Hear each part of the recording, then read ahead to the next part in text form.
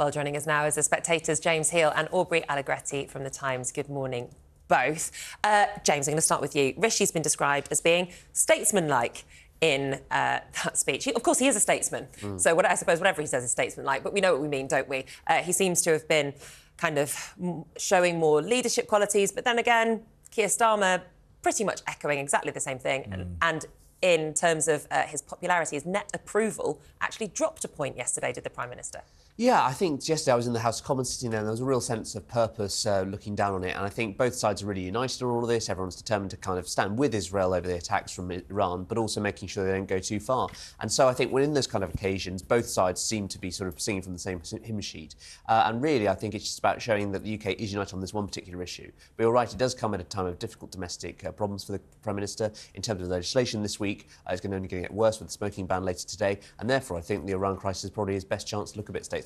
It's really interesting, Aubrey, and I completely agree with James. History will tell us that conflict against a country is when the country comes together, both politically and domestically, and has always provided somewhat of a bounce for maybe incumbent prime ministers. I don't see that at all happening. I genuinely believe that the Tories are a busted flush with the British public. And reading those texts that we just read, there's a feeling that people will say, yes, we're concerned about that, but hold on, there's a cost of living crisis here. There's a lot of, I think, concern. And it almost feels to me like Sunak, this could be escalating and he could be a statesman. I don't think it's going to make any difference to people's perception of him and his government, do you? No, sometimes there is that kind of rally round the flag effect where people effectively feel a sense of national pride and also they feel the importance of national security, which traditionally the Conservatives have been much stronger on. Yeah. But we know that they have really started to lose that mantle. So I suspect we did start to see the divisions among Conservative MPs yesterday about Number 10's approach to this problem. We saw multiple MPs, Ian Duncan-Smith and others, Liam Fox, basically saying, why aren't we taking a stronger stance? We're not necessarily... Well, I was going to say, on the front of the Telegraph today, quickly, Nick, if I can, Ben Wallace, the ex-Defence Secretary, who makes no secret of the fact that he believes we should be spending more on defence, the West must stand up to Iranian bullies. And it's not just about prescription, although that is one of the options on the table here. Liam Fox was asking about why, for example, do you still have Iranian banks operating in the UK? Why do you have Iranian airlines? Are there not other things that the UK could be doing? So there were at times where it seemed Keir Starmer and Rishi Sunak were more on the same hymn sheet across the dispatch box than the Prime Minister was with his own backbenchers. But Ben Wallace, James, saying here, Iran is acting like a bully and must be, and I quote, hit back twice as hard. That's certainly not something that...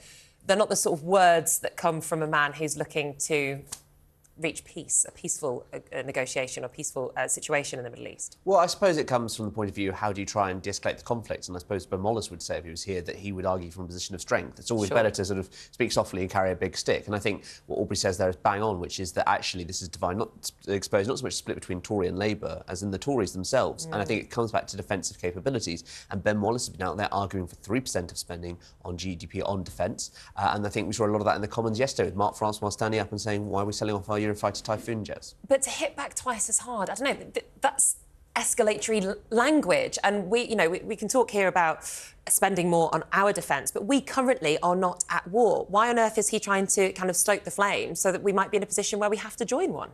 Well, I suppose his argument would be that actually we need to make sure that these people only understand the threat of violence, and if they're not going to talk about the language of diplomacy and just launch these kind of attacks. I think it's a really interesting time, and I think that the Arab world has not actually stood shoulder to shoulder with Iran. You could argue from that point of view that it didn't work. You can argue absolutely that Iran's attacks, because they went inside Israel on Saturday night, has strengthened Netanyahu's position, I can't say his name ever, with his own people. But it is undoubtedly a really, really difficult time for many. But I said this last hour, and you two might look at me like I've landed from Mars. I don't think we are the voice or the importance on the international and world stage that we used to think we are. I don't think Netanyahu's going to listen to us. He doesn't listen to America, for goodness sake.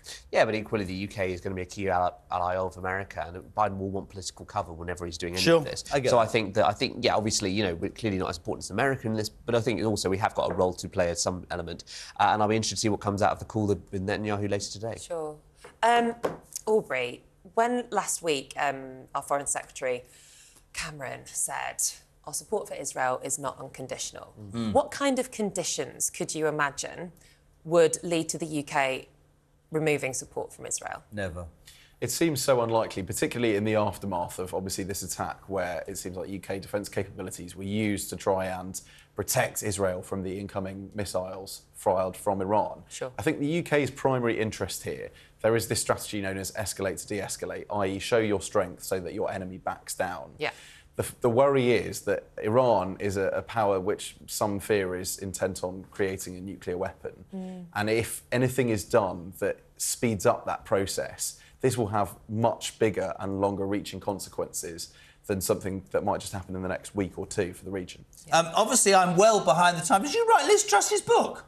I wrote the one that came out 18 months ago, yeah. Good Lord, man. James's book on Truss, Out of the Blue, the inside story of the unexpected rise and rapid fall of Liz Truss by James Heale and Harry Cole. I didn't know that. She was in yesterday doing the rounds. Absolutely, yeah, and so I'm very much looking forward to reading the rest of her book today. Can I ask you a question as somebody who knows her? And I know I sounded unfair last hour. Is she misunderstood? Was it bad timing? Or was she completely and utterly out of her depth? Because one would look at her and hear her say, oh, I might stand for leader again. You think, hold on a second, love. You've had your chance. The writing's on the wall. Read the room. And I'm not being disrespectful. I'd love to know from you, somebody who wrote the book, what do you make of it all? I think it's a bit of all those three things. I think that she was clearly someone who'd spent 10 years trying to get to the top of the table and managed to get there eventually. And yet, I think just didn't really have the full appreciation of the kind of political sensitivities when you're pulling up something like this together. I don't think she could make a comeback as Prime Minister, but I equally think if you've got a Tory wipeout, you're going to need anyone you can get to kind of man those sort of shadow cabinet posts, etc. And I think she sees herself as a bit of a Barry Goldwater idea, basically. Someone who could sort of led the way, was maybe shot down in her time, but sort of paved the way for a kind of Reaganite figure and a kind of conservative counter-revolution. Is she laughed at in the Tory party, or Aubrey, or is she revered? What's the feeling on the ground? Probably more the former. Certainly if you're talking about the parliamentary party, there is quite an interesting sort of thought experiment, and it remains a thought experiment, of what would happen if she somehow ended up, you know, putting her hat in the ring again and trying to get the leadership. Would Conservative members decide to try and put her back in post because they were the people that put her there in the first place? The majority of MPs at the start of the process wanted Rishi Sunak. But no, she's treated as largely a sort of joke figure by most Conservative MPs these days, but she still wants to wield some power and influence after the next general election. She's been courting all these Tory candidates, some of whom will probably become MPs, in a bid to basically have some sway over who they vote for. What's her objective? And where do you think she wants to go? She's already had the highest position in the country. Presumably that wouldn't happen again, or maybe. But what else can she do? Well, I think she's very passionate about the battle of ideas. You know, she's always been a pamphleteer, a debater, a think tanker, and I think that's what she'll carry on doing. She's going to stand again for her Norfolk constituency, and I think she'll be in the Commons the next 10 years, and she hopes maybe someone will come along who'll take a bit of her agenda up, maybe her bashing sort of the Bank of England, etc., and make that into kind of Tory policy. Is there any truth in your mind, both of you briefly?